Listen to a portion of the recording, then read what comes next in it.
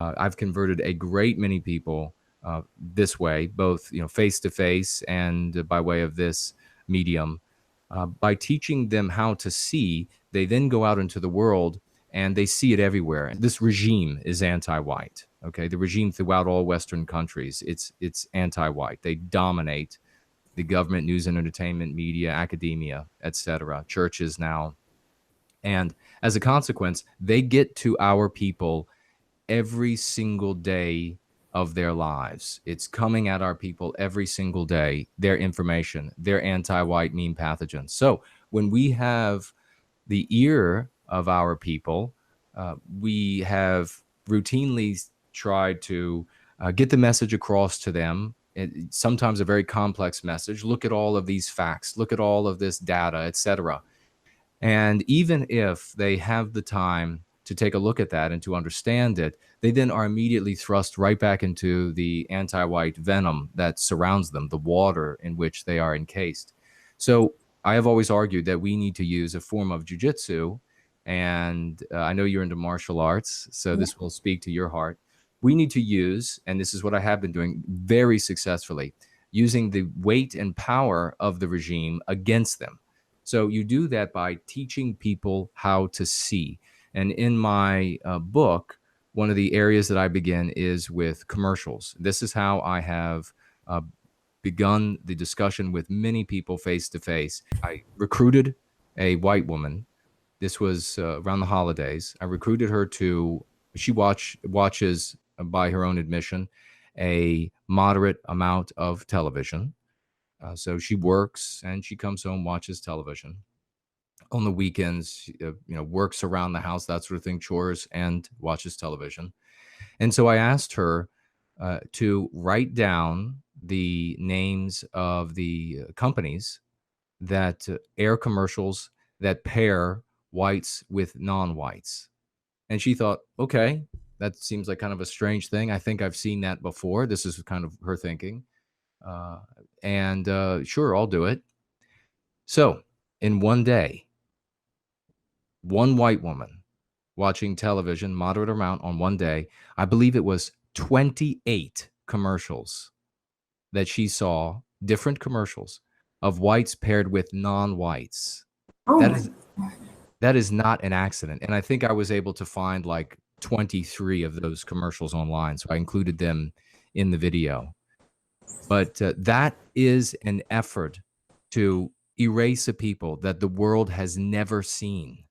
That is a colossal effort. When you think about how many people are involved in these decisions, there are boards for these advertising agencies. There's not, as I said earlier, there isn't somebody flipping a coin. And this is the kind of thing that you really wake someone up to, and then they're able to see it themselves.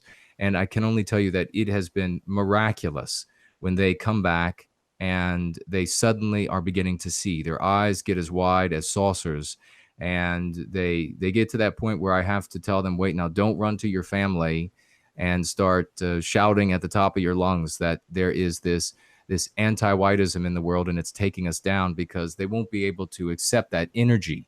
Right, right. But the and that's actually a great way too, a great lesson for people who might listen to this that are in that state. They've just come to see these things and they have that big energy. It's important to when you go to friends and family and the like, to throttle that energy a little bit. They're not going to be able to appreciate it. They're going to be frightened by it. They're going to think something bizarre has happened to you. Exactly. You want to teach them, as you were probably taught at some point without even knowing it, perhaps, that how to see. So you teach them how to see. And in my book, Go Free, as I say, one of the first places is with commercials.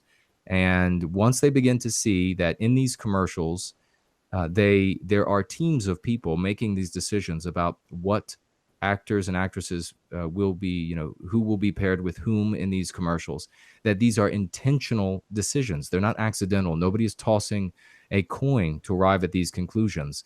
And since it is such a radically high percentage relative to the actual cases of miscegenation in the public, one can only conclude that there is an intent to erase white people by encouraging us to commit race desecration. Once you begin to see this, once they begin to see this, it becomes far easier for them to teach them more things. They become more interested in the data at that point. They're more willing to sit down. And if you think about your own transformation, it didn't start off with a let me read this 200-page report on racial crime statistics and data. It didn't begin there. You might be there now, or you might have gone past that at some point, but it definitely did not begin there. It began with the realization, the epiphanies that come to you. So the last thing I'll say on this point is that it's widely known. There's a saying. It's that you can't teach a man anything. He has to learn it for himself. Now that doesn't mean that you can't teach. What it means is that you have to teach in a subtle way. And a subtle way of teaching is not to come with that great energy about uh, our regime, our government, our media. It's all controlled by anti-whites. Let me show you all their anti-white statements. That will repel these people.